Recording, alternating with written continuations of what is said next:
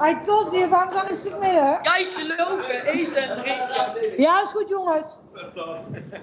Well, Germaine, I know every win is important and special, but yeah, I mean, you said you were looking for the submission.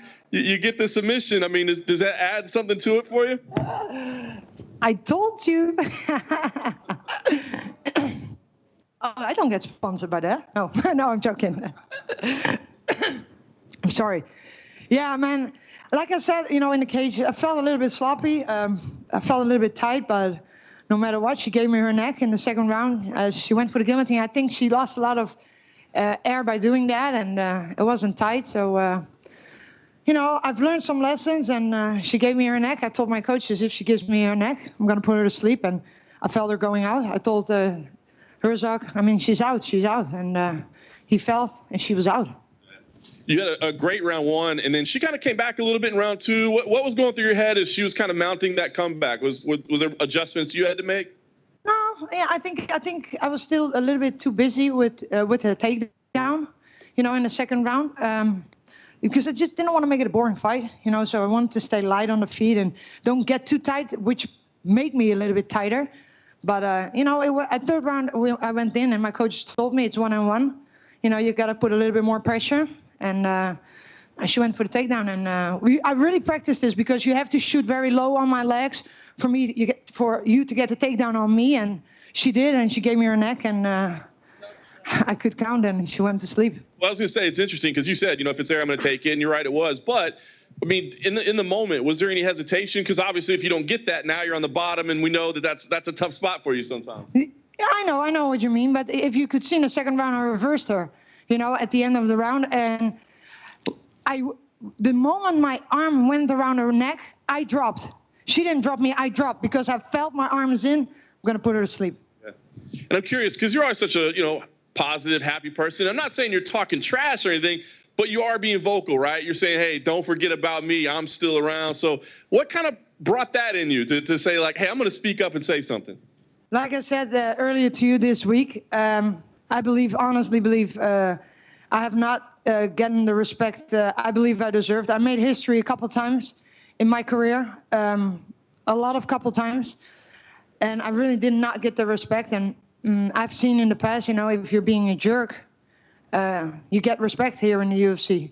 I don't want to be a jerk. I want to stay true to myself, but I believe I deserve a little bit more respect for all I have done in my career. And you know, there still has to come and do the things I do, and I'm 36 years old. I have a full-time job. I train besides having a full-time job, being a police officer. You know, it's not easy. I'm getting older, and it's not easy, but I still do it. So I deserve a little bit more credit for that. Nice. And last thing for me, you know, I know you want that title shot again. You want to face Amanda again. We don't know what's going to happen in the main event. You know how this business works. What do you think it's going to take? I mean, do you think one more win should get you there? Do you think you're there now? Like, what do you think it should take to get a fight with Amanda? Honestly, I really don't know, and I could care less, to be honest. And don't get me wrong, you know, I just love to fight, and whoever I have to face, I face. I just want to put up the entertaining fights, no boring fights. Give me an entertaining fight, even if it's a title shot or not. Just give me an entertaining fight, because I'm here as an entertainer. You know, a belt is cool. You know how many belts I have? They get dust on it. I have to clean that shit. Seriously, I don't like dust. So I always clean my house all day. I'm like, oh, I got to clean this. So all that belts put a lot of dust on them. It would be cool because I will be opening in January with my coach. I'll be opening my own gym together with him. And so that new belt, you know, that would fit fine in the new gym. We have a spot for it.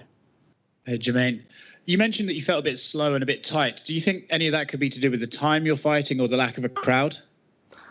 No, it was just me. I just wanted to perform. I just wanted to knock her out. Like I said before, I wanted to make a statement. And sometimes when you want to knock somebody out that bad and want to make a statement, you get a little too tight because you want to put up that performance. But I honestly believe, me winning by submission is even better than a knockout, that old kickboxer. Did you have to tell the referee she was unconscious? I don't know if I had to tell him, but I did told him, and he looked at me, and I told him twice, she's out, and then he felt, because I felt her getting weak. You know, I looked at her shoulder. Honestly, I've done this joke right now so many times in this camp since my last fight. Like I said, you have to shoot very low on my legs for you to take me down. She did, so my arms slide in very tight.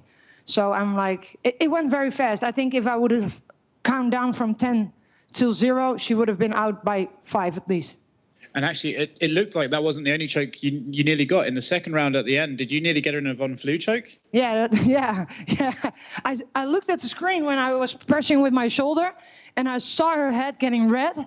And then I slipped to the side for an arm triangle, and then the bell went. Congrats on the win. Thank you so much.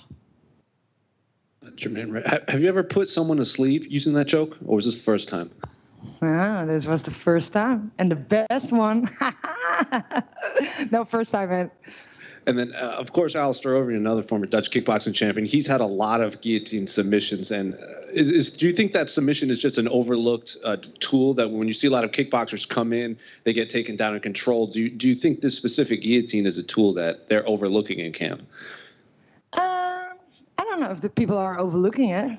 I believe ground fighters overlook that I can put you to sleep. But now I put notice on. If you want to shoot on my legs, no problem, baby. Just be careful, because I might put you to sleep.